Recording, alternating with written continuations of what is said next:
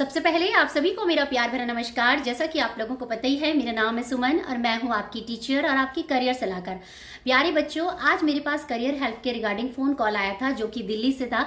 उनका प्रश्न ये था कि मैम, अभी मैंने अपना बीकॉम कंप्लीट कर चुका है और अब मैं आने वाले भविष्य में सरकारी टीचर बनने का सपना देख रही हूँ। तो परंतु मैम, मेरे मन में ये दुविधा है कि सरकारी टीचर बनने के लिए वैसे तो टीचिंग के बहुत सारे कोर्स हैं, डीएलएड है, बीएड है और 4 वर्षीय बीएड भी है। तो मैम प्लीज़ मुझे ये गाइड करिए कि मैं डीएलएड करूं या बीएड कोर्स करूं, और अगर मैं डीएलएड कोर्स करूं तो क्यों करूं, और बीएड कोर्स करूं तो क्या क्यों करूं। इसके साथ साथ मैम, बीएड कोर्स करने के साथ क्या मुझे एमकॉम भी करना चाहिए या एमकॉम के अलावा कोई और एजुकेशन एक्वायर करना चाहिए। इसके अतिरिक्त उनका सबसे महत्वपूर्ण प्रश्न ये था कि मैम, हमने सुना है कि जैसा कि आप लोगों को पता है कि सुप्रीम कोर्ट का भी वर्तमान में डिसीजन आया है जिसमें ये कहा गया कि कक्षा 1 से लेकर 5 के टीचर की जो नियुक्ति होगी उसमें केवल डीएलएड वाले बच्चे ही टीचर बन पाएंगे, प्राइमरी टीचर, क्योंकि सुप्रीम कोर्ट का जो लंबी लड़ाई थी उसमें डीएलएड वाले जीत गए। तो आने वाले भविष्य में जितनी भी नियुक्तियां होंगी कक्षा 1 से लेकर 5 में, उसमें डीएलएड वाले बच्चों की नियुक्ति होगी। तो अब मेरे मन में ये प्रश्न है कि मैं बीएड कोर्स को करूं या डीएलएड कोर्स को करूं और किसे करूं। तो प्यारे बच्चों, अगर आपके मन में भी है कुछ इसी प्रकार का डाउट और आने वाले भविष्य 2024 या 2023 में आप बीकॉम के स्टूडेंट हैं और सोच रहे हैं कि सरकारी टीचर बनने के लिए बीएड कोर्स करें या डीएलएड कोर्स या 4 वर्षीय बीएड, तो आज का वीडियो होने वाला है आपके लिए। क्योंकि तो आज के वीडियो में मैं आपको बताऊंगी बच्चों की जो स्पेशली बीकॉम के बच्चे हैं उनको बिल्कुल ध्यान से और सूझबूझ से किस तरीके से अपने टीचिंग करियर को चूज करना चाहिए और कौन सा कोर्स उनके लिए फायदेमंद रहेगा, डीएलएड, बीएड या 4 वर्षीय बीएड।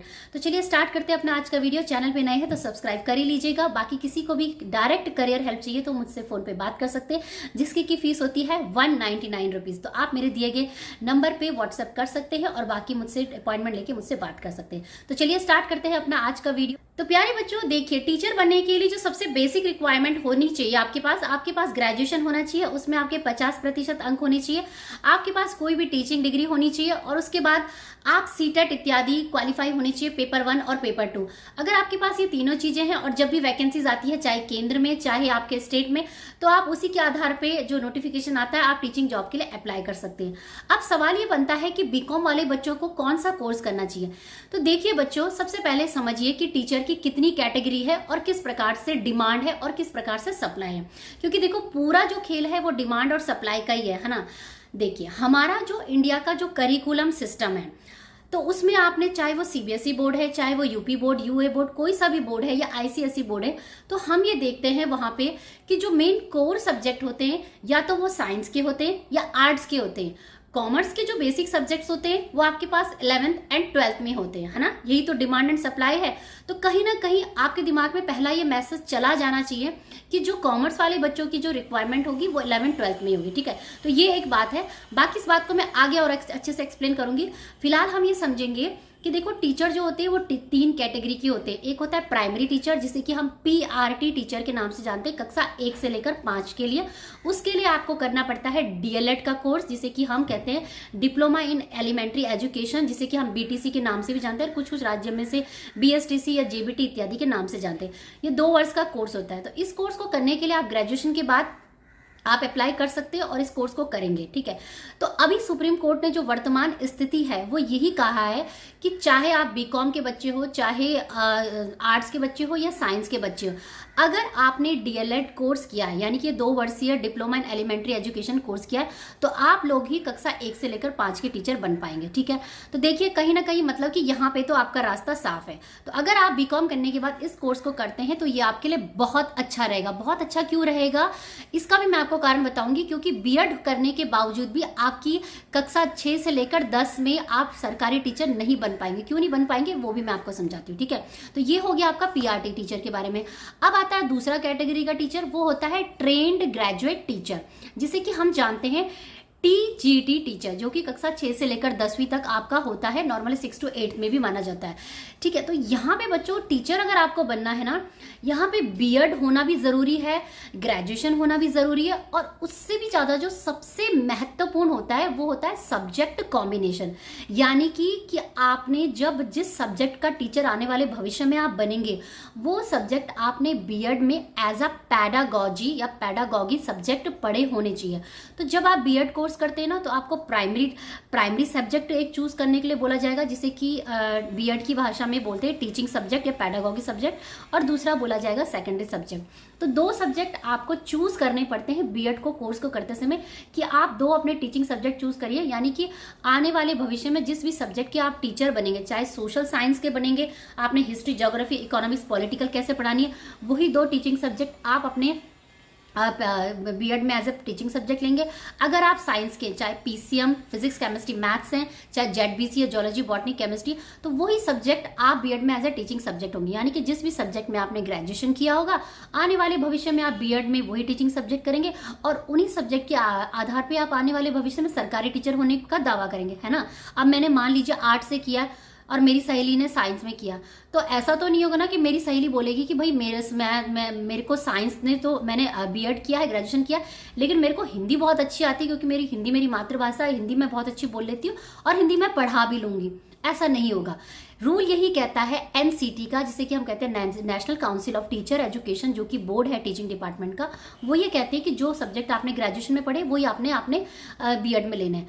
अब बीकॉम वाले बच्चों के साथ दिक्कत होता क्या है कि वो बीकॉम में पढ़ लेते हैं accounts, finance, cost accounting, finance accounting, ये उनके सब्जेक्ट होते हैं, लेकिन ये सब्जेक्ट वो बीएड में भी ले लेते हैं एज ए टीचिंग सब्जेक्ट। लेकिन होता क्या है कि जब उनकी जॉब लगने की बात आती है, तो जॉब में मैंने क्या कहा, डिमांड एंड सप्लाई। तो हमारा जो इंडिया का जो करिकुलम सीबीएसई का सिलेबस है, या जो हमारा यूपी बोर्ड या कोई भी बोर्ड हमारा है, उसमें कहीं भी 6 to 8 के टीचर में ना तो अकाउंट्स पढ़ाई जाती है, ना कॉस्ट अकाउंटिंग पढ़ाई जाती है, ना फाइनेंस अकाउंटिंग पढ़ाई जाती है।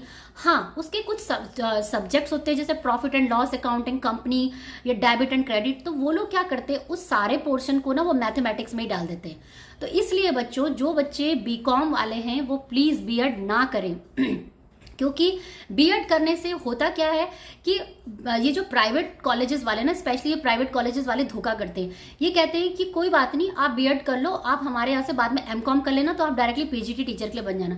हाँ, आप पीजीटी टीचर के लिए तो बन पाओगे, लेकिन आप टीजीटी टीचर कभी नहीं बन पाओगे, क्योंकि टीजीटी टीचर बनने के लिए आपके पास सब्जेक्ट कॉम्बिनेशन होना बहुत जरूरी होता है। ठीक है, तो इसलिए बच्चों, आप जब चाहे बीकॉम वाले बच्चे हैं, बीएड अगर आपके पास होगा और डीएलएड होगा, तो आप हमेशा डीएलएड को चुनिए, क्योंकि बीएड करने के लिए मैंने बता दिया सब्जेक्ट कॉम्बिनेशन होना चाहिए। आपके पास सब्जेक्ट कॉम्बिनेशन ही नहीं होगा तो आप टीचर कैसे बनेंगे, आप तो वैसे ही बाहर हो गए, है ना। क्योंकि उसमें तो यही लिखा है कि जिस सब्जेक्ट में आपने कॉम्बिनेशन होगा तभी आप पढ़ा पाओगे। तो आपके सब्जेक्ट कहाँ पे मिलेंगे, आपके सब्जेक्ट मिल रहे हैं सीधे 11th एंड 12th में। तो ये तो है बच्चों टीजीटी टीचर के लिए। तो हमने क्या समझा कि टीजीटी टीचर बनना है तो आपको सब्जेक्ट कॉम्बिनेशन चाहिए होगा, सब्जेक्ट कॉम्बिनेशन चाहिए तो भाई बीकॉम तो आपके सब्जेक्ट है, बीकॉम हमारे सीबीएसई के करिकुलम में है नहीं, तो कहीं ना कहीं आप बिल्कुल रास्ता, यानी कि आपके लिए टाटा बाय बाय वाले, तो इसे तो आप मत करना, बीएड मत करना। अब आता है कि अगर आपने कक्षा 6 से लेकर 10 के बच्चों को नहीं पढ़ाना है, आप चाहते हो कि डायरेक्टली 11th एंड 12th के बच्चों को पढ़ाओ, यानी कि 11वीं और 12वीं, जिसे कि हम जानते हैं पीजीटी टीचर के नाम से, यानी कि पोस्ट ग्रेजुएट टीचर के लिए। तो देखिए बच्चों, उस कंडीशन में ये है कि ये आपके पास एक अच्छा ऑप्शन रहेगा। अगर आपने बीकॉम किया है तो आप एमकॉम कर लीजिए, या आप एमए इकोनॉमिक्स कर लीजिए, या आप एमए का कोई भी, जैसे सबसे ज़्यादा जो जॉब्स निकलती है वो निकलती है हिस्ट्री में निकलती है, तो आप एमए हिस्ट्री से कर सकते हो, एमए पॉलिटिकल साइंस से कर लेते हो, या एमए इंग्लिश से कर लेते हो। क्योंकि कुछ मैंने देखा है, बहुत लड़कियां होती हैं जिनकी इंग्लिश बहुत अच्छी होती है ना, वो बीकॉम करते हैं लेकिन इंग्लिश बहुत अच्छी होती है, उन्होंने डीपीएस स्कूल से पढ़ा रहता है। तो उस केस में मैं यही सजेस्ट करूँगी कि अगर आपने बीएड भी करना है और अगर आप ये देख रहे हैं कि आपका टीजीटी टीचर नहीं बन पा रहे हो, तो आप उस केस में आप डायरेक्टली 11वीं और 12वीं के टीचर की तैयारी कर सकते हैं और एमए इन इंग्लिश कर सकते हैं। ठीक है, तो ये 3 कैटेगरी ऑफ टीचर है और इनके लिए ये कंडीशन। ठीक है, अब यहाँ पे आता है कि डिफरेंस है ना, बीएड वर्सेस बीटीसी, क्या करें। देखिए बच्चों, मैं आपको यहाँ पे ये बताना चाहूंगी कि आप जब भी ये मतलब सोचे कि बीकॉम करने के बाद, तो आप 2-3 चीज़ों का ध्यान रखिए। देखिए, अगर आप बीकॉम करने के बाद बीएड करते हैं तो वो आपके 2 साल लग गए। फिर आप सोचते हैं कि भाई एमकॉम भी करना है या एमए इकोनॉमिक्स भी करना है, एमए कुछ हिस्ट्री वगैरह भी करना है, तो फिर आपके 2 साल और हो गए, 4 साल आपके ये हो गए, राइट। 4 साल के बाद कहीं जाके आपको 1 साल सीटेट में भी निकालना ही पड़ेगा, क्योंकि उसका जो सीटेट जो होता है वो साल में 2 बार होता है। एक होता है है जुलाई में, एक होता है दिसंबर में। तो आपका हो गया 5 साल मिला के। अब इसके बाद कहीं जाके वैकेंसी निकलती है DSSB, KVS, NVS, जब एकलव्य में, तो फिर मिला के हो गए 1-2 साल। तो कुल मिला के 2 साल आपके BEd, 2 साल आपका MCOM, फिर 1 साल CTET की तैयारी, 6-7 साल आपके इजीली एक सरकारी टीचर बनने के सपने में पूरे होंगे। समझ रहे हो आप? 7 साल, मतलब किसी बच्चे की जिंदगी से 7 साल एक प्रोडक्टिव ईयर्स अगर आप निकाल दोगे तो बच्चा करेगा क्या? वही आप क्या सोच सकते हो, तुरंत BCom किया और BCom करने के बाद आप सीधे DLED कोर्स के बारे में सोचिए, ठीक है। यानी कि BCom आपका कंप्लीटेड हो गया, मान लीजिए साल 2023 में, DLED में एडमिशन ले लीजिए 2 साल में।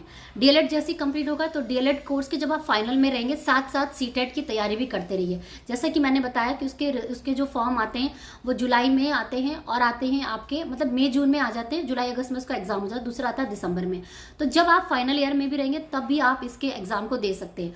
और कहीं ना कहीं जब 3rd and 4th ईयर आपका रहेगा उसमें कहीं ना कहीं वैकेंसी आई जाएगी। तो जहाँ पे BEd करने के बाद, MCOM करने के बाद अब 5-6 साल आपके लग जाएंगे, वहीं BCom करने के बाद अब 4 साल में कहीं ना कहीं आपकी एक टीचर की नियुक्ति हो जाएगी, ठीक है। तो ये डिफरेंस है बच्चों कि आपको BEd करना चाहिए या DLED करना चाहिए। कुल मिला के DLED ये है कि आपको एक पक्की जॉब तो दे ही देगा 4-5 साल के अंदर, जहाँ की BEd में क्या है कि एक कन्फ्यूजन ही रहेगा कि टीचर बनेंगे या नहीं बनेंगे, ठीक है। तो यही थी बच्चों जानकारी कि आपने BEd करना है या DLED करना है। इसके साथ साथ मैं ये बताना चाहूँगी कि जैसे अगर आप BCom करते हैं, BCom करने के बाद DLED करते हैं, उसके साथ साथ आप अपनी पढ़ाई भी कंटिन्यू रखिए, MCom, MA कुछ ना कुछ आप करते रहिए, ठीक है। सबसे पहला मोटो आज की डेट पे किसी भी बच्चे का यही होना चाहिए कि कैसे ना कैसे करके 2 साल कोर्स करने के साथ साथ और 1 साल प्रिपरेशन, और चौथे और 5वें साल, 5 साल के अंदर कम से कम एक सरकारी नौकरी हाथ में लगनी चाहिए, ठीक है। तो बच्चों होता क्या है कि कई बार बच्चे बहुत कॉम्पिटिटिव एग्जाम की तैयारी करते हैं, पढ़ाई कर लेते हैं, और एक टाइम के बाद उनके ऊपर प्रेशर बिल्ड होना शुरू हो जाता है। तो उस प्रेशर आपके ऊपर ना बने, बेटर ये कि सबसे पहले एक जॉब पकड़ो, सरकारी नौकरी पकड़ो फटाफट, और उसके बाद चाहे आप बाद में BEd करने का सोच सकते हो। क्योंकि जैसे अगर आपने PG इत्यादि भी कर लिया है, या आपने जैसे अगर आपका 10th में, 12th में और ग्रेजुएशन और PG में भी फर्स्ट क्लास है, तो जैसे DSSB में भी रिसेंटली वैकेंसी आई थी, उन्होंने बोला था कि आपको BEd की भी जरूरत नहीं है, आप डायरेक्टली इस पोस्ट के लिए अप्लाई कर सकते हो, PGT टीचर के लिए, ठीक है। तो यही थी बच्चों जानकारी कि आपको कौन सा कोर्स करना चाहिए। मेरे सजेशन में तो यही है कि BCom वाले बच्चों को DLED करना चाहिए, क्योंकि इसमें आपकी पक्की नौकरी लगेगी और 4 साल में आपका पूरा हो जाएगा। BEd में आपको लंबा टाइम लगेगा।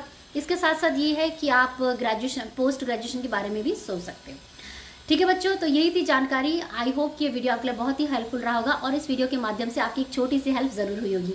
अगर हुई है तो चैनल को सब्सक्राइब करिए जल्दी, क्योंकि मैं अपने चैनल के माध्यम से लगातार आप लोगों तक टीचिंग और लर्निंग से संबंधित काफ़ी महत्वपूर्ण वीडियो पहुंचाती रहती हूँ। बाकी किसी को कोई करियर हेल्प चाहिए तो डायरेक्टली मुझसे फ़ोन पर बात कर सकते हैं, जिसकी फीस होती है 199 रुपीज़। बाकी मुझे टेलीग्राम, इंस्टाग्राम सभी जगह फॉलो कर लीजिए, मेरा लिंक जो है वो डिस्क्रिप्शन बॉक्स में मिल जाएगा। इंस्टाग्राम में बहुत ही आप लोगों ने कंजूसी मचाई है, केवल 361 सब्सक्राइबर उसमें है, ठीक है। तो सब्सक्राइब कर लीजिए। बाकी शिक्षा जगत की तमाम खबरों के लिए आप चाहे तो मेरे चैनल को सब्सक्राइब करके जा सकते हैं। तो वीडियो को देखने के लिए बहुत बहुत धन्यवाद। मिलेंगे मेरे कुछ नए अच्छे इंटरेस्टिंग वीडियो के साथ, तब तक के लिए जय हिंद, जय भारत। धन्यवाद। सत्यमेव जयते। धन्यवाद। जय हिंद।